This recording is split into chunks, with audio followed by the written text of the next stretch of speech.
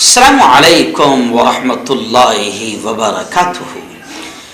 ناظرین، آج ہم بات کرتے ہیں بے قصور ملزمین کے مسیحا جو دنیا سے رخصت ہو گئے الحاج گلزار اعظمی پر۔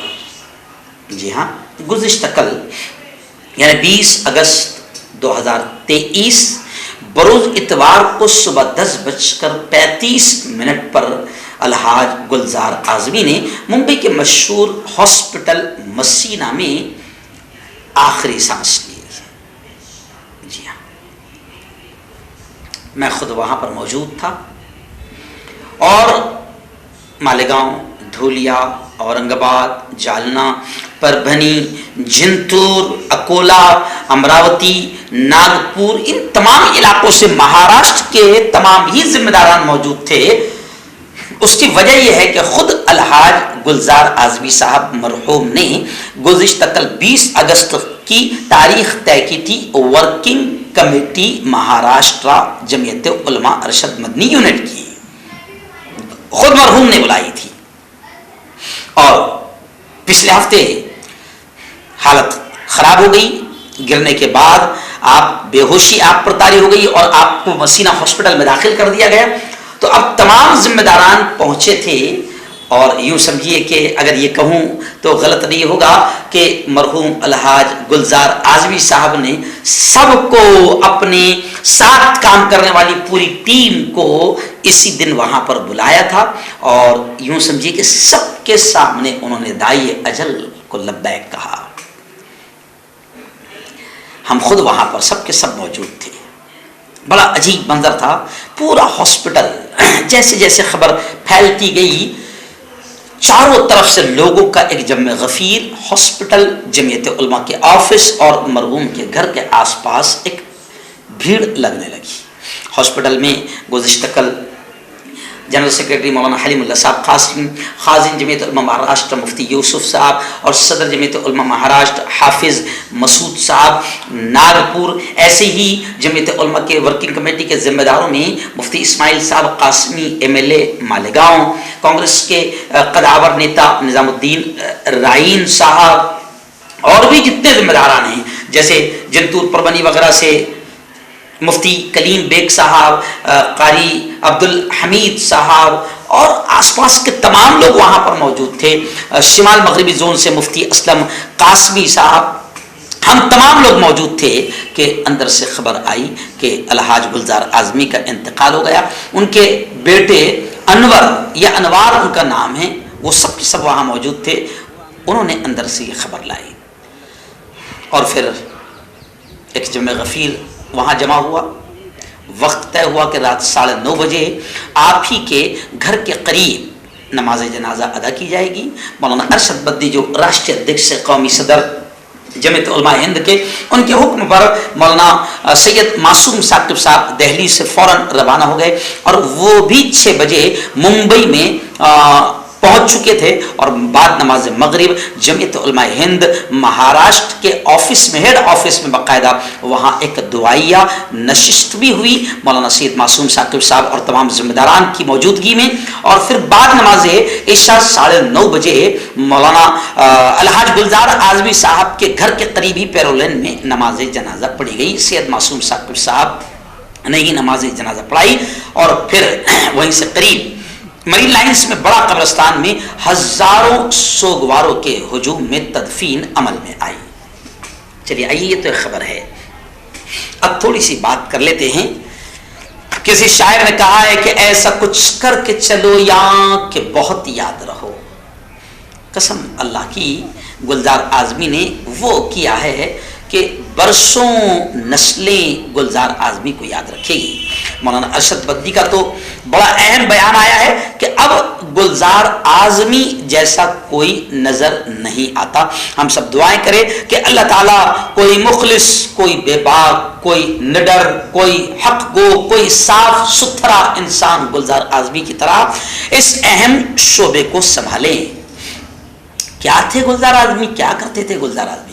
گلزار اعظمی سب سے پہلے بتاؤں کہ کوئی عالم نہیں تھے، لیکن علماء کی صحبت میں 65-70 سال جمعیت علماء کے بینر تلے جو ملی قومی ملکی خدمات انجام دی ہے، گلزار اعظمی کا انداز ایک عالمانہ تھا، اور آپ کی خصوصی صفت جو تھی وہ بے باکی تھی، نڈر تھے، کسی سے نہیں ڈرتے تھے۔ گلزار اعظمی صاحب جن جوانوں کو آتنکواد کے نام پر بے قصور جوانوں کو اٹھا لیا جاتا تھا، اور ایسے جوان کہ جن کو آتنکواد کے بڑے بڑے کیسز میں جب الزام لگا کر حکومت اٹھا لیتی تھی تو ایسے وقت میں جب رشتہ دار ساتھ چھوڑ دیتے ہیں، چچا بڑے باپ ساتھ چھوڑ دیتے ہیں، خود ماں باپ ساتھ چھوڑ دیتے ہیں، پورا علاقہ کہتا ہے کہ ان کو پھانسی پر چڑھا دو، انہوں نے ملک کے ساتھ غداری کی ہے، ایسے وقت میں جمعیت علماء کے بینر تلے گلزار اعظمی ڈٹ کر کھڑے ہو کر جمہوری اور قانونی طریقے سے یہ کہتے تھے کہ پہلے الزام ثابت تو کیا جائے،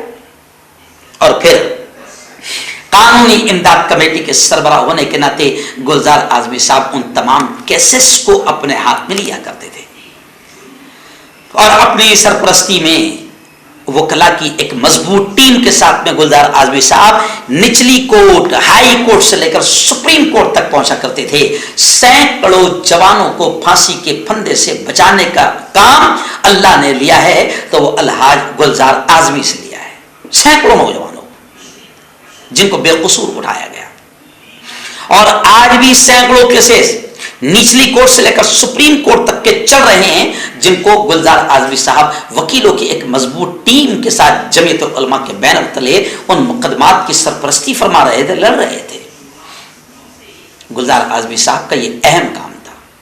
دھمکیاں بھی آتی تھی، جی ہاں، گنڈے آتنکوادی ہے نا، اس میں کچھ بھگوا آتنکوادی گلزار اعظمی صاحب کو دھمکیاں بھی دیتے تھے، لیکن گلزار اعظمی صاحب کا اسٹائل بھی اعظمی والا تھا کہ جس کو جو جواب دینا ہے، جس کو جس زبان میں جواب دینا ہے، اس کے لیے بھی باقاعدہ گلزار اعظمی مشہور و معروف تھے اور جانے جاتے تھے۔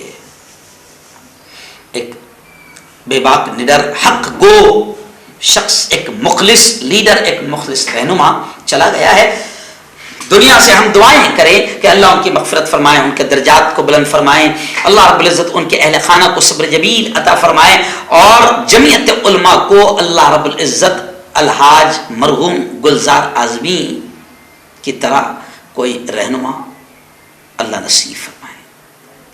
میرے الفاظ رک رہے ہیں، میں کہہ نہیں پا رہا ہوں، کیونکہ مجھ سے بھی جو محبتیں انہوں نے کی، جب بھی بمبئی ہم جاتے تھے تو جیسی 7-7:30 بجے صبح آفس میں پہنچ جائے تو یہ شخص اتنی بزرگی کی حالت میں، اتنی پیرانہ سالی میں یہ شخص ہمیشہ آفس میں موجود نظر آتے تھے، اور سب سے پہلے ہماری ملاقات خیریت اگر کسی سے ہوتی تھی تو ہمارے اسی لیڈر گلزار اعظمی سے ہوتی تھی۔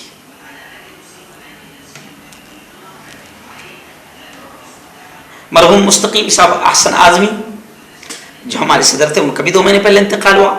ان 2 مہینوں میں ہمارے یہ 2 بڑے قائد دنیا سے چلے گئے، ہمارے رہنما چلے گئے۔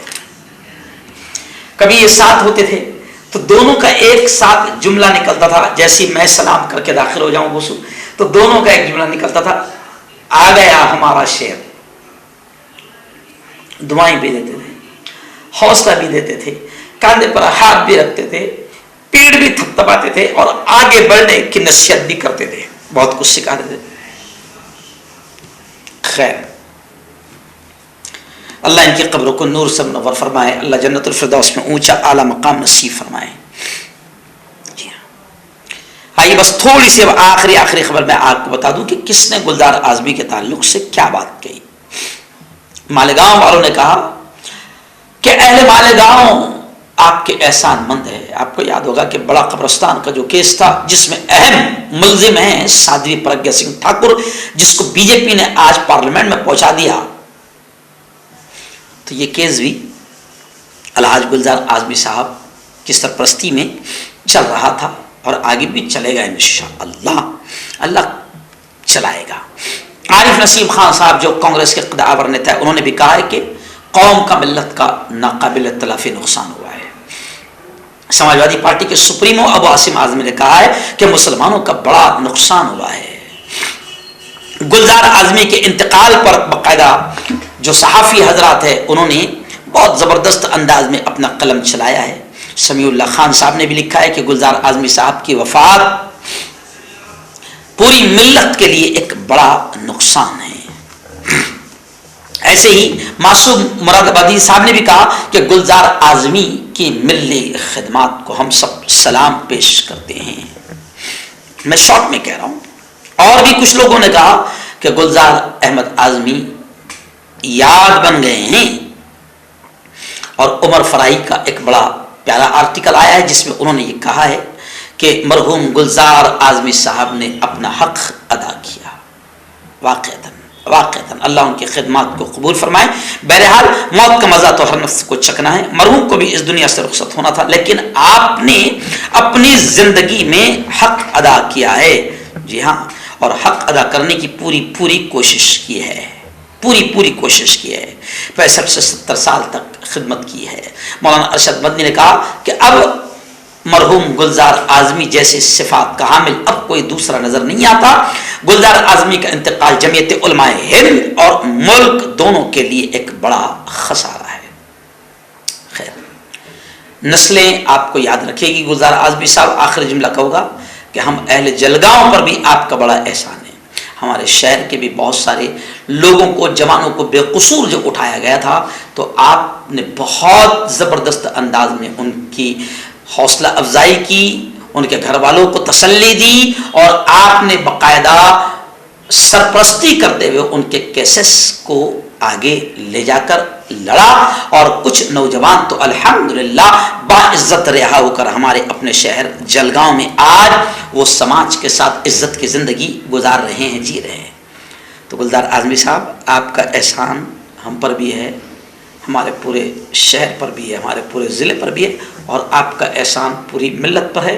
اللہ آپ کی قبر کو نور سے بھر دے، اللہ آپ کو جنت الفردوس میں اونچا اعلیٰ مقام نصیب فرمائے، آمین۔